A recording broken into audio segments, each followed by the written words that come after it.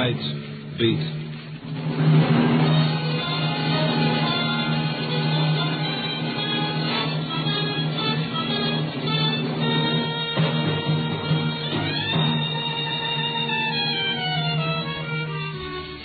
Hi, this is Randy Stone.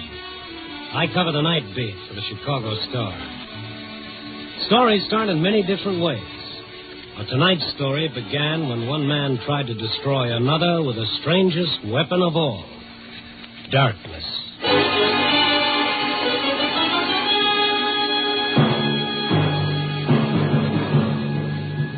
Nightbeat, starring Frank Lovejoy as Randy Stone.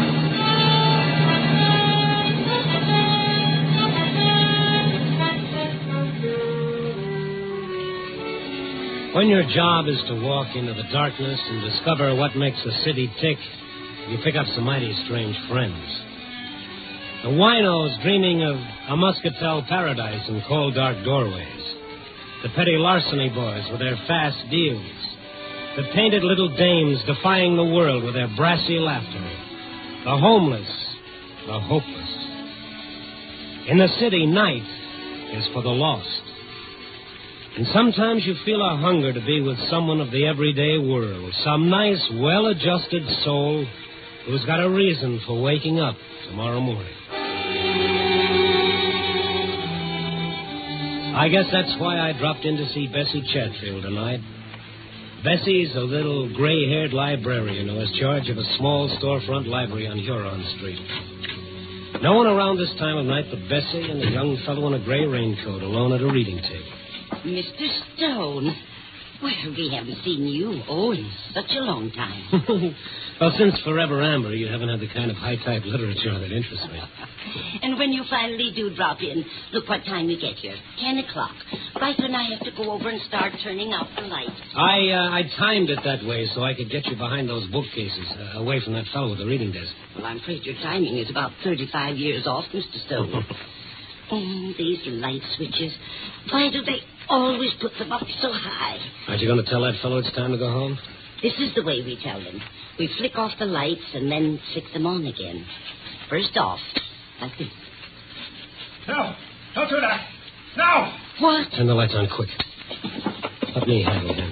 What's the idea of doing that, mister? That's supposed to be smart or something. Oh, take it easy, fella. Take it easy. Or did he pay you to do it? Is that the deal? Huh? You tell George Brewster that the game doesn't amuse me anymore. You tell him if he keeps that up, I'll kill him. Oh, wait. I turned the lights out. It's closing time. What? Closing time? Oh. Yes, of course. What's wrong with you, buddy? You sick or something? Sick, yes, that's me, sick. Only mine's a childhood disease. Childhood. No, what in the world was that? I don't know. Ever seen him before? He's come in a couple of times this week. Spent all his time reading some reference books at the table. Seemed to be such a nice, polite young man. Considerate, kindly. Let's take a look at those books. Oh, my heavens, my heart is beating a mile a minute. And did you see his face? It frightened me. He was even more scared than we were. Of what? These are books he was reading? Yes. The Mind in Limbo, Abnormal Psychology, Modern Psychiatry. Why would he want books like this? Maybe he was looking for somebody in these books. Who? Himself, Bessie? Probably himself.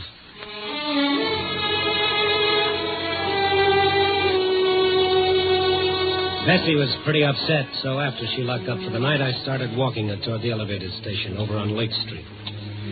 We'd walked a couple of blocks through the dark, empty streets when suddenly Bessie grabbed my arm. Mr. Stone, that man down the street, looking in that store window. That's him. Oh, yes, same gray raincoat, same lad. And look, Mr. Stone, what's that in his hand? That's a piece of pipe or something. He's breaking that store window. Yeah, you wait right here, honey. Be careful, Mr. Stone, be careful.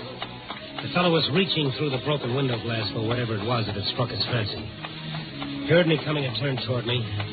The wan street light did something to his face. It seemed twisted and torn. Blood was running down his hand where the glass had cut him. Then I saw what he'd taken from the window. A gun. What's the idea, pal? He spun around and started running for the elevated station down the block. And in the best tradition of the Rover boys, I stayed right on his tail. He turned back to see how I was doing. He stumbled over a trash can near the curb. I caught up with him, grabbing his arm. Go of me. Leave me alone. Let go of me. He slashed the gun across my face and began running again. I stopped long enough to take a quick inventory of my teeth. Up above, I heard the elevator train coming into the station. The young fellow had reached the station steps and was going up fast, trying to make that train. I reached for one of his legs. He turned and gave it to me right in the stomach. I folded up, and I just sat there. I listened to the train pull away with the fellow on it, and remembered what Bessie had said about him being such a nice, polite young man.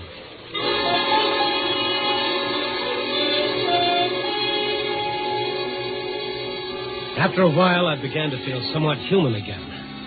I notified the police what had happened, and they sent a squad car out.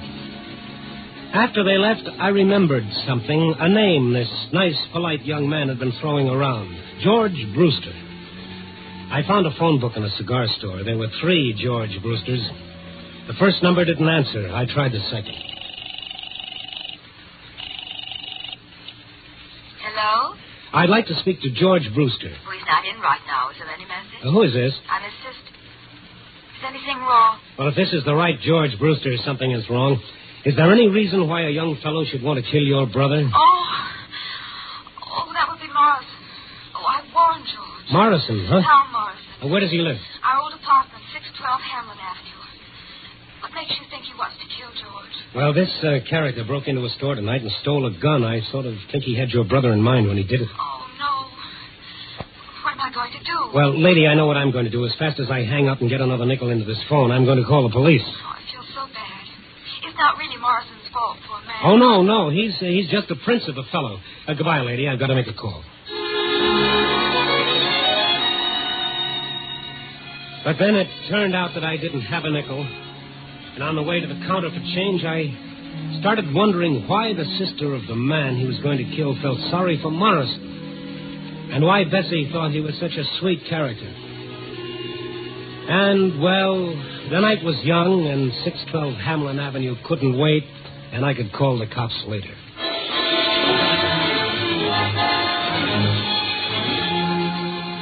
612 North Hamlin was a second-floor flat on the north side. I got there a few minutes after 11 that night. All the windows were lit up. I rang the bell, and I waited. I felt a little bead of sweat zigzagging down my face like it didn't have any place to go. Yes? Oh, it's you. No, let's not close the door just yet. In fact, let's push it open all the way. What do you want? My 2 front teeth and a few ribs. Get out of here. Now, look, pal, don't tempt me. I came against my better judgment to listen to what you've got to say. If I leave now, the only place I'm going is the nearest police station. Police station. I guess maybe that would be the best. What? Otherwise, I don't know what's going to happen. Yeah, I guess you better call the police, mister. What do you think you're doing, calling my bluff? The phone's right behind you. Okay, buddy, you asked for it. Sure this is the way you want it? It's better this way. I'm at the end of my rope. I don't want to kill him.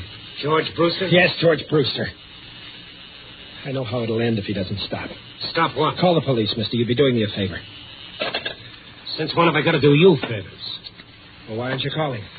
I'm an Eagle Scout in good standing. I haven't done my good deed for today. You can't help me, mister. Stone is the name. What makes you so sure I can?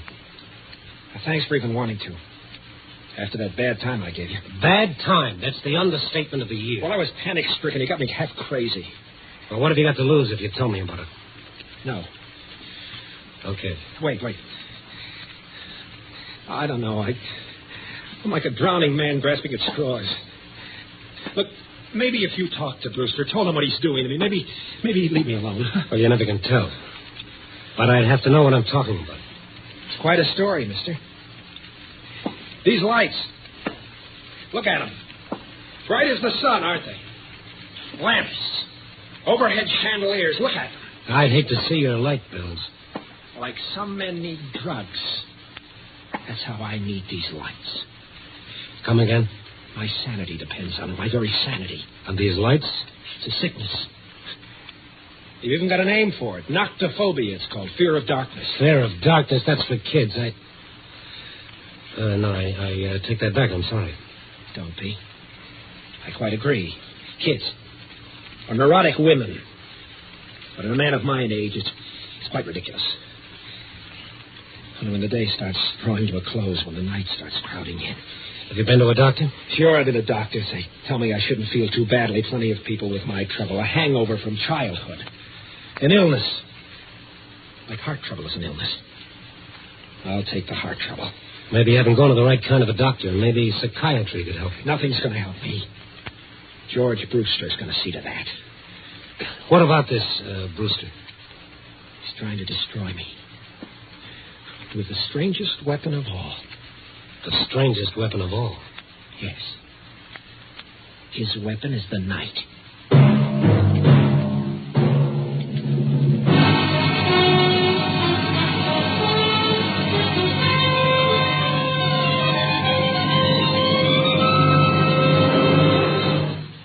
You were listening to Nightbeat, starring Frank Lovejoy. In a moment, we'll return to Nightbeat and Randy Stone. But first, we'd like to call your attention to another great NBC mystery adventure program.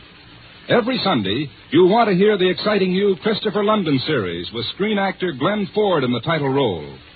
Stories for Christopher London are furnished by Earl Stanley Gardner, one of the most famous mystery story writers in America.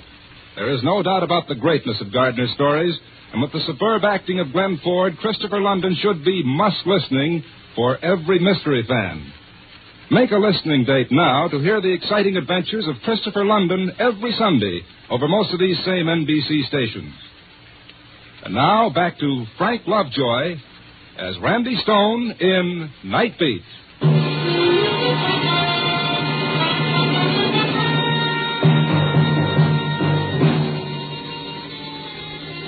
It was a weird feeling standing in Morrison's brilliantly lighted parlor listening to him tell me about his terror of darkness.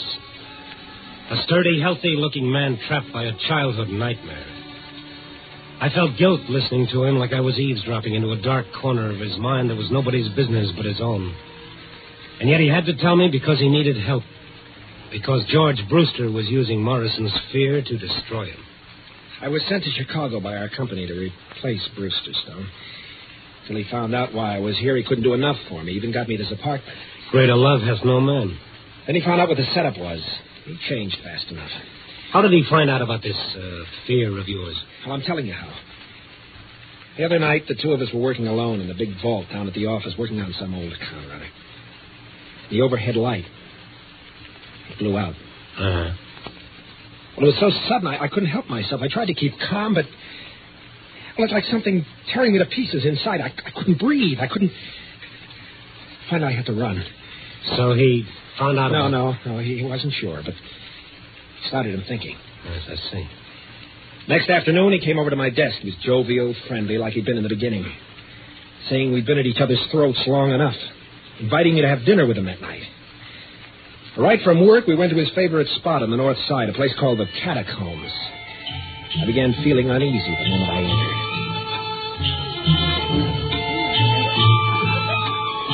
How do you like this place, Tom?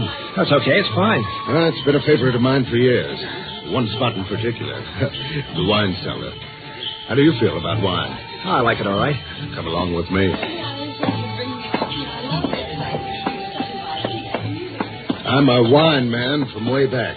Say, George, I wanted to talk to you about that little outburst last night. They have a different wine cellar here with a different temperature for each type of wine. I haven't been sleeping well, you see. Me, I prefer Riesling myself.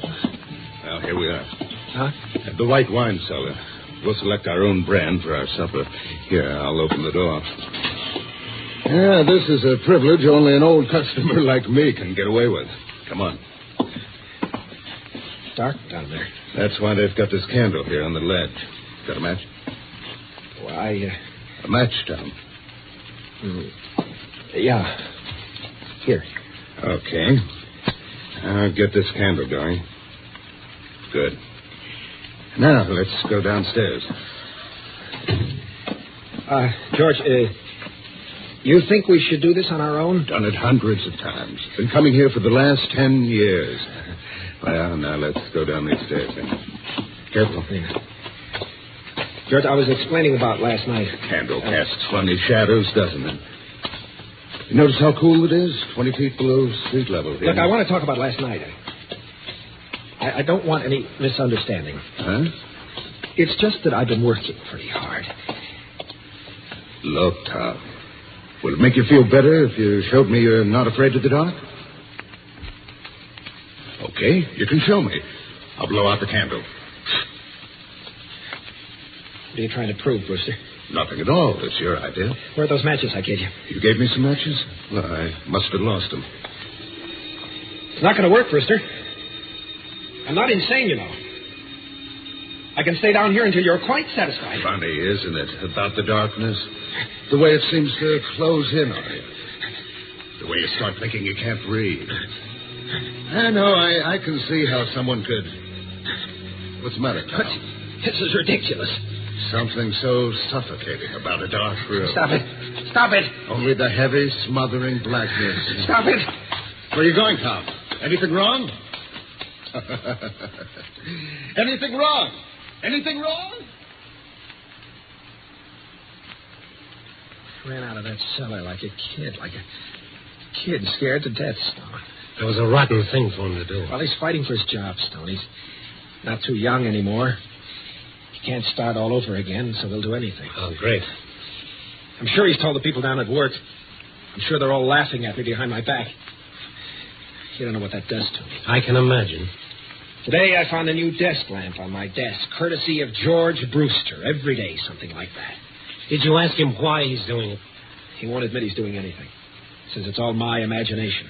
Maybe I ought to see a doctor. Or better still, maybe a change of climate would help. Well, I'd leave town in a minute. Only my future's at stake, too. Before I let him drive me crazy, I'll kill him. Well, I'm going now. I'm going to talk to this bird. Where does he live? Out in the suburbs, Lake Forest. He lives with his sister. All right, I'll give you a ring as soon as I've seen him. Mr. Stone, I hope you can do some good. Yeah. Oh. Say, I almost forgot something. What? That gun you made off with. Well, Maybe if we're lucky, we can talk the store owner out of pressing charges. I'll try it. That was a crazy thing to do. I was so desperate. Wouldn't have done you much good. When they put them in the window, they never loaded. I'll let you in on a secret. If I hadn't known that, I wouldn't have been such a hero coming here tonight. I'll let you in on a secret, Mr. Stone. You can get bullets without a license. The gun's loaded now. Oh, great. All right, go and get it for me. All right. Yes, I want to give it to you. It's in my bedroom. He started for the bedroom. And then it was almost like a comedy routine where after the big build-up, the punchline comes right out on cue. The moment he entered the other room, every light in the house suddenly went out. What happened to the lights? Take it easy. Where's the fuse box? I don't know. Never had any occasion to use it. Besides, if it was a fuse, all the lights wouldn't go out. It wasn't you. Use your head. How could I do it? I'm getting out of here. All lights out, too. Stone, Well, maybe something went wrong with the central wire. But why should it happen exactly now? Wait, Huh? the downstairs apartment. Their lights are on. If it was the wire... All right. Let's ask them where the fuse box is. Yes? Oh, Mr. Morris. My lights went out. It might be a fuse. Where are the fuse boxes for these apartments? Out in the back. I'll get a flashlight and show you.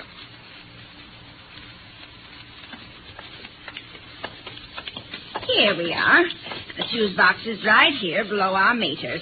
Whenever the people from the light company come out, they have a dickens of a time finding it. Will you hold the flashlight steady and let me take a look? Wait a minute, Stone. Lower the flashlight just a little. Huh? It's not the fuse. Look at the master switch on my meter. Look at the one of Mrs. Graham's. Why, somebody pulled your switch down to off. Yes. Yes, someone surely did. Well, here, let me push it up. There. And look upstairs. All your lights are on again. That's probably some kids playing a joke. How do you suppose the rascals ever found it? It's so well hidden. I've got a theory that all kids come equipped with a special radar for finding things like this.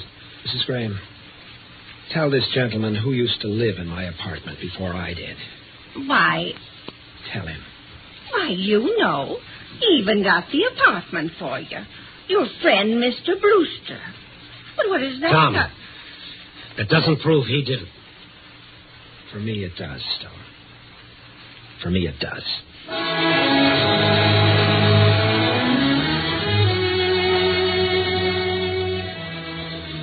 Morrison went around to the front of his house and up the stairs to his flat. I waited in the hallway until he came down again. He looked different. His face was hard and set. His eyes were like chunks of glass punched into the flesh. What are you waiting for, Stone? When we were so rudely interrupted, you were going for the gun. I've got it now. Ah, yes. Hand it over. I'll bring it back. No, thanks. Now, where are you going and what are you going to do? I'm fighting for my sanity, my life. He's never going to do this to me again. Never. I can't let you do that. You're not going to have to. The minute you leave, I'm going to call every cop in the book. Yes, that's what you do, isn't it? Yes. Then I'd better give you the gun.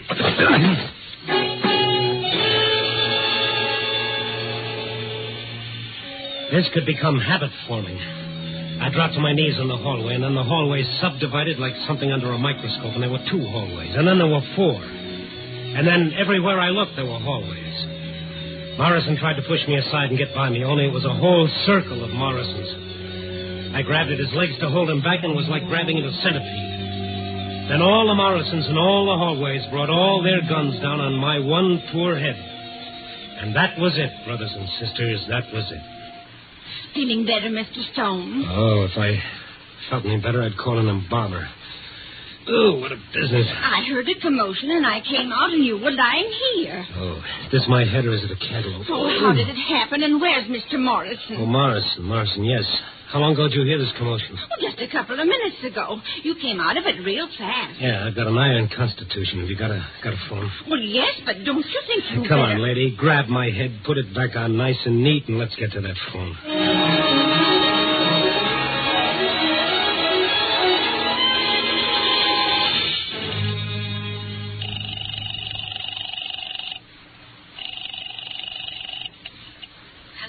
Hello, this is the fellow who called you before, Miss Brewster, about Morrison and your brother. Oh, yes. He's not there yet, huh? No, my brother is... I don't mean your brother. I mean Morrison. What? No. Is he... Oh, yes, he sure is. Now, give me your address, and the minute you hang up, get away from your house as fast as you can. Morrison's got a gun, and he's half crazy. Maybe we should call the police. Well, maybe we should, but I'm not going to. They'd throw the book at him, 10 years for attempted murder. I think I can stop him before he does anything. Oh, I can't tell you how sorry I am about this. Lady, you and your brother should be.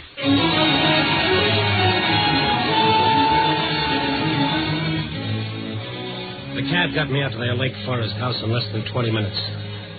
The house was on a hill, and a flagstone path wound round and round for a city block until it reached the front porch. As I ran up the walk, my head started rattling like a handful of pennies in a tin cup. I felt weak and tired. All the time I tried not to think about what I'd find when I reached the house. And now I was at the end of the path, walking toward the front porch. A nerve deep in my throat started jangling like a burglar alarm. The house was in darkness, and Morrison was standing beneath a little porch light, his gun pointed right at me. You won't quit, will you, Stone? What have you done with him, Tom? He hasn't done anything with him yet, Mr. Stone. Huh? Who is... I'm sitting over here at the end of the porch. I'm George's sister. Oh. I didn't see you in the dark. Why didn't you get away like I told you? I won't hurt her. It's him. He'll be coming along soon. George would never have done anything. I begged him not to. Take advantage of a man's weakness. Well, Mr. Brewster is coming home. What? His car is stopping at the bottom of the hill. Now he's starting the long climb. Morrison, listen to me. You just sit there, the both of you. And I must insist that you be very quiet. Please, listen to me. Please. Please. Keep coming up that path, Brewster.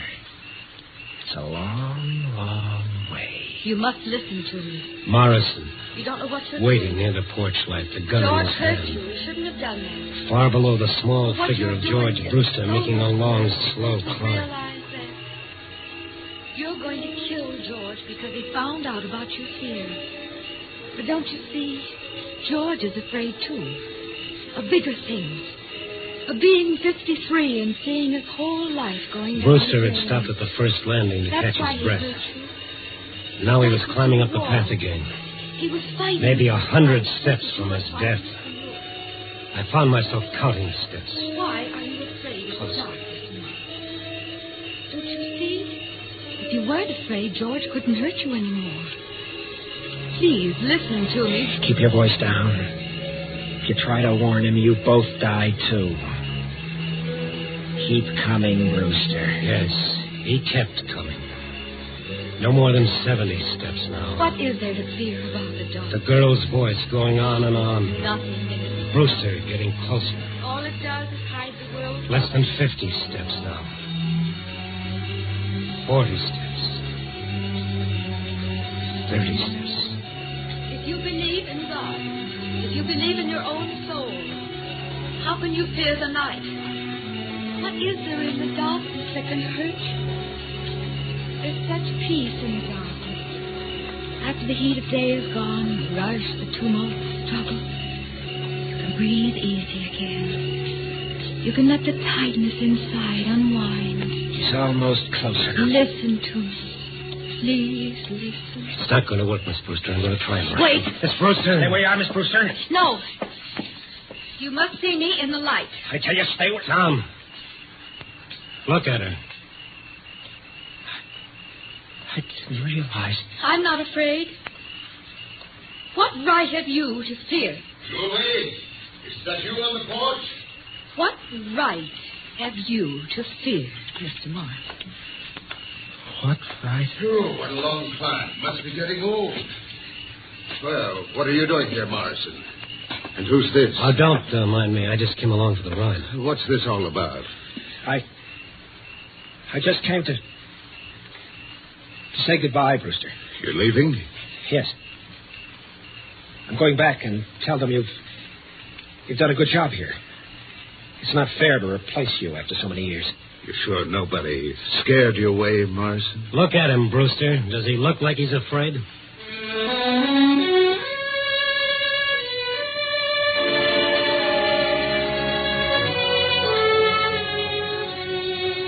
I don't know if Julie cured Morrison of his fear of darkness. Cure is a pretty strong word.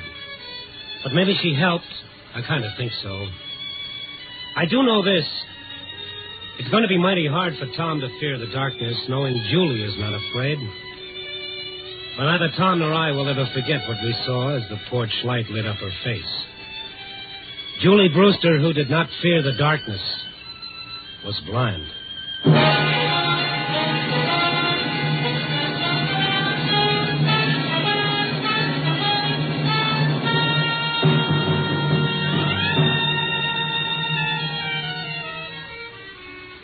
And now that part of the story they always print in heavy type, the moral.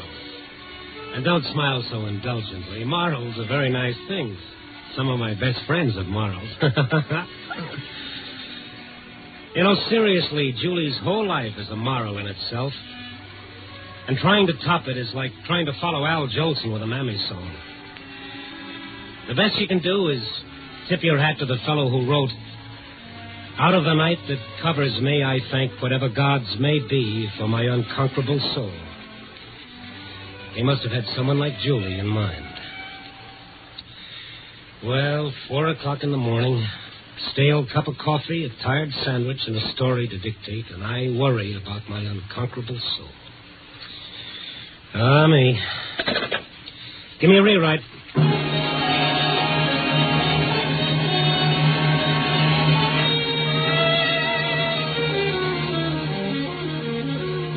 Nightbeat, a new dramatic series, stars Frank Lovejoy as Randy Stone.